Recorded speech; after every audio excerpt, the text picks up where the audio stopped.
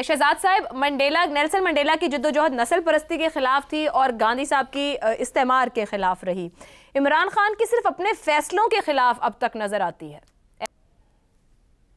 और उन फैसलों के जो हो चुके हैं उसके बावजूद कोई उनकी सुनवाई नहीं हो पा रही। तो मेरा नहीं ख्याल कि किसी भी नाम के बदलने से उनको कोई फर्क पड़ सकता है। जितने बड़े मुकदमे उन पे थे, सिवाय शायद 9 मई का रह गया, वो जब भी फैसला होगा उसके बाद ही पता चलेगा। सबसे बड़ा मुकदमा तो 190 मिलियन पाउंड वाला था ना, वो तो हो चुका। तो अब मुझे नहीं समझ आती कि नाम बदलने के बाद उनके ऊपर क्या असरात आ सकते हैं, या असर आएगा, या उसका असर कोई आ सकता है या नहीं इनके ऊपर। वो तो जो होना था हो गया। उसके ऊपर ये भी नहीं कहा गया कि आप अपना नाम बदलें, आप सदर नहीं रह सकते। लेकिन उससे पहले मैं ये जरूर याद दहानी कराना चाहूंगा अपने सुनने वालों को और आपकी भी, कि 70s या 80s का एक बड़ा खूबसूरत और बड़ा मशहूर गाना था, किस नाम से पुकारूं क्या नाम है तुम्हारा। वाह, मैं अगला जुमला क्या याद मिसरा है। नहीं बोलूंगा, चलो, अगला मिसरा नहीं बोलूंगा, क्योंकि उससे फिर वो मामला दूसरी तरफ चला जाता है। तो लेकिन ये लोग जब देखेंगे तो समझ आ जाएगी कि क्या मतलब है। वो है इमरान खान, बस इमरान खान का नाम है, उसमें जो मर्जी साथ लगा दो, जो मर्जी उसको कॉल कर लो। लेकिन किस नाम से पुकारूं क्या नाम है तुम्हारा, असल में तो इमरान खान ही इमरान खान है, नाम जितने मर्जी लगा दें। फिर दूसरी बात, पैटर्न इन चीफ बना ना, कमांडर इन चीफ तो नहीं बन गया। तो क्या फर्क पड़ता है अगर पैटर्न इन चीफ बन गया तो। तीसरी बात, मेरा अपना ख्याल यह है कि हम जैसों के लिए मुश्किल खड़ी कर दी।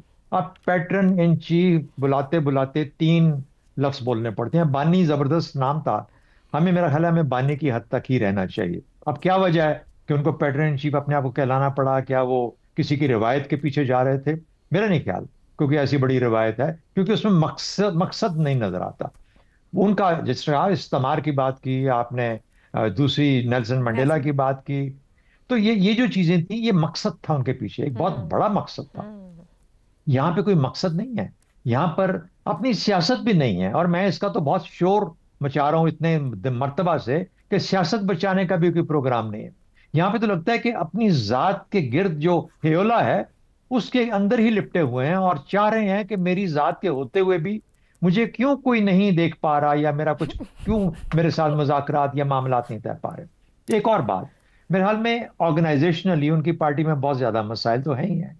अली अमीन को पहले ये जिम्मेदारी सौंपी गई नाइब की, एक तरह से, कि जो एहतजाज और इंतशार है वो अली अमीन लेके जाएगा। उन्होंने, अली अमीन ने 3-4 दफा कोशिश कर ली, कुछ खास नहीं बन पड़ी बात, क्योंकि इख्तलाफात की नोयत ऐसी थी पार्टी के अंदर कि सब लोग इकट्ठे होकर नहीं निकलते थे, आज भी नहीं निकलते, एक दूसरे के खिलाफ में बर्दाश्त में है। तो उनके लीडर्स जो उस लेवल के जो बाहर रह गए, तो अली अमीन भी तकरीबन बिल्कुल इनफेक्टिव हो गए। जब वो इनफेक्टिव हुए तो उनको कहा गया कि आप गवर्नेंस पे जोर दें, अपने सूबे की गवर्नेंस पे, जो कि आपने बैरिस्टर गौर के मुंह से सुना। हम्म। बैरिस्टर गौर साहब को चेयरमैन ऑलरेडी बना दिया गया था, इसलिए चेयरमैन का ओहदा ठीक। वापस नहीं, उससे हम्म। वापस नहीं ले सकते थे। कहने का मतलब है कि, और वो इतनी बड़ी डिस्ट्रप्शन क्रिएट नहीं करना चाहते थे हम्म। जिससे कि लगे कि पता नहीं क्या हलचल मच गई पार्टी के अंदर, इसलिए अपने आप को पैटर्न इन चीफ। अब पैटर्न इन चीफ करने के बाद बाकी बातें जो हैं वो ठीक। जैगम ने कह दी कि एक ऐसी पार्टी हाँ। जिसकी तंजीम भी खराब हो गई, हम्म। जिसकी सियासत का भी कोई मुझे शक्ल नजर नहीं आती, हम्म। जिसका मकसद भी मुझे कोई नजर नहीं आता, वो ठीक। जिस मर्जी नाम से हो, हम्म। जिस मर्जी नाम से हो, जब दिल किसी को दे दिया, वो कहता है, दूसरा जुमला भी सुन लें, क्यों तुमको देखते ही दिल खो गया हमारा। तो ठीक। अब ये दूसरी बात है कि दुनिया ऐसी है हाँ। कि क्यों तुमको देखते ही दिल दे दिया किसी को, खो गया उसका। तो बस अब ये बातें ही बातें रह गई। मेरा ख्याल कुछ है नयापन द नहीं। Odds are stacked against him. ठीक हो गया। ये बहुत, मैं बात जाहिर है उनको भी पता है इस चीज को, odds are stacked against him. ठीक। ऐसी सूरत में आप वक्त गुजारते हैं, बाइड योर वक्त time, wait for a better time. दुरुस्त हो गया। रज़ा रूमी साहब, ना मकसद है ना सियासत है, तो फिर पैटर्न इन चीफ है क्या और क्यों? क्या कोई नयापन देने, यानी कि आप जब मार्केट करते हैं खुद को तो कुछ नयापन देते हैं, पुराने एहतजाजी नारों को नए जज्बे में लपेट कर फिर से तहरीक चलाने मकसद है इसके पीछे? क्या मतलब, आपको क्या लगा ये सुन के, पैटर्न इन चीफ? देखिए, इसमें कोई और मकसद नहीं दिखाई देता, सिवाय इसके कि एक शदीद किस्म की इनसिक्योरिटी जो है वो लगता है कि अब गालिब आ गई है उनके ऊपर।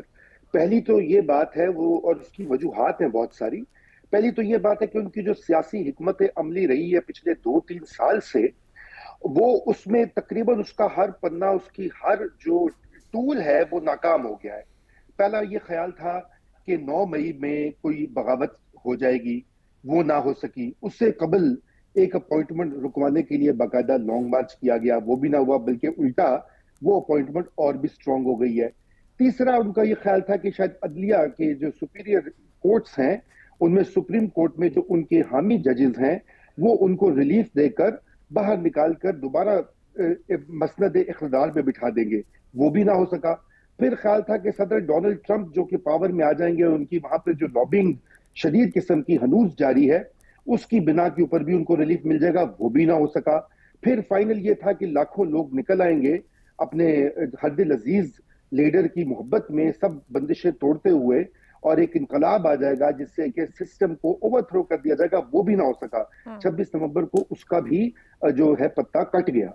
एक तो हिकमत अमली नाकाम हो गई, दूसरा जो उनकी अपनी पार्टी में जिन लोगों को उन्होंने मुकर्रर किया वो उनकी इस एंटी सिस्टम सियासत से मुत्तफिक नहीं है, चाहे वो बैरिस्टर गौहर हों चाहे वो दीगर लोग हों। उनके बयानात देख लीजिए, मैं सिर्फ अपने मफरूजे की बात नहीं कर रहा, मैं तो जो कुछ पब्लिक डोमेन में है उसको अगर आप एनालाइज करें तो उनकी जो सिस्टम को ओवरथ्रो करने की सियासत है, उनके अक्सर लीडर्स हैं वो इसमें नहीं शामिल और ये नहीं ख्याल रखते, चाहे वो अली अमीन गंडापुर हों चाहे वो दीगर लोग हों। उसकी वजह यह है कि वो सब जो जी शऊर सियासतदान होते हैं वो जानते हैं कि सियासी पार्टियों का हुसूल होता है इक़्तिदार का, और उसके लिए आपको सिस्टम को सबोटाज नहीं करना होता बल्कि सिस्टम में अपनी जगह बनानी होती है बाय हुक और क्रुक। तो दूसरा ये मामला हुआ तो ये इख्तलाफ भी आ गया। अब उन्होंने अगर तहरीक चलानी है तो अगर अली अमीन गंडापुर और बैरिस्टर गौहर और दीगर अफराद उस तहरीक का और मार धाड़ का हिस्सा नहीं बनेंगे तो कैसे उनका डंका बोलेगा। तीसरी चीज उनकी कुछ जाती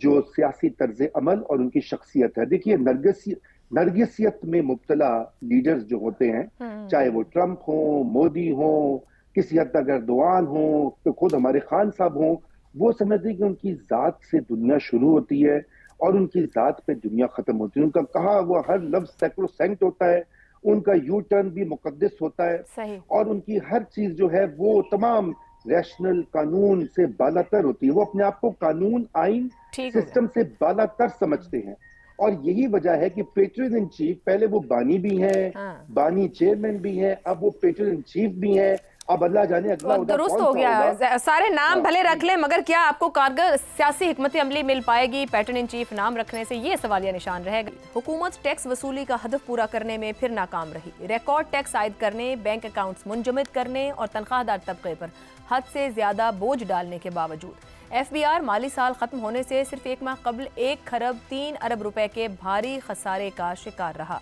12 खरब 33 अरब 40 करोड़ रुपए का हदफ इब्तदा से ही गैर हकीकी समझा गया।